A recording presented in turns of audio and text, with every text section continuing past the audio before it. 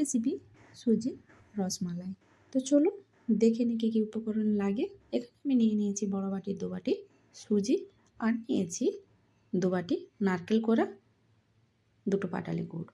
এবার আমি গ্যাসের উপর কড়াই বসিয়ে দিয়েছি, দিয়ে দিলাম 1 গ্লাস গরম দুধ। এবার দিয়ে দেবো গুড়, এবার এতে দিয়ে দেবো নারকেল কোড়া, এবার স্বাদ মতো একটু নুন দিয়ে দেবো। এবার এটাকে ভালোভাবে একটু ফুটিয়ে নেব। তো মোটামুটি গুড়টাও গলে গেছে। এবার আমি দিয়ে দেবো 2 বাটি সুজি। এবার সুজি, দুধ, গুড়, নারকেলের সঙ্গে ভালোভাবে এটাকে আমি একটা ডো বানাবো। তো অনবরত এইভাবে নাড়াচাড়া করব। আর ডোটাও আমার এই যে রেডি হয়ে গেল। এবার এটা আমি থালায় একটা তেল লাগিয়ে দিয়েছি, এবার এতে ঢেলে দিলাম। আর এই গরম অবস্থায় এটা হাত দিয়ে একটু মথে নেব।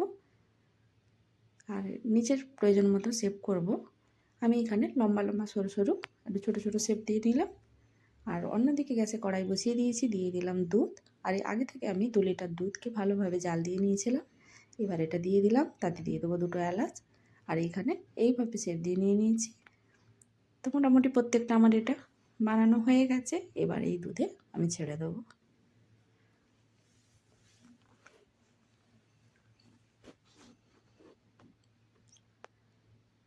তো এগুলো ছেড়ে দিয়েছি সবগুলো। 10 থেকে 15 মিনিট আমি এটাকে খুব ভালোভাবে ফুটতে দেব।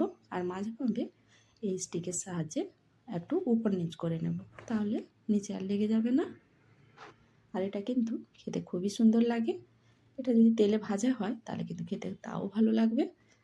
তো যাই হোক, এটা আমার হয়ে এসছে। এবার এটাকে আমি নামিয়ে নেব। তো একটা প্লেটে আমি দিয়ে দিলাম। আর ভেতরটা খুব সুন্দর সফট হয়েছে। ভালো থাকবেন, সুস্থ থাকবেন, সবাইকে ভালো রাখবেন। দেখা হবে পরের কোনো ভিডিওতে। তো এইভাবে তৈরি হয়ে গেল সুজির রসমালাই।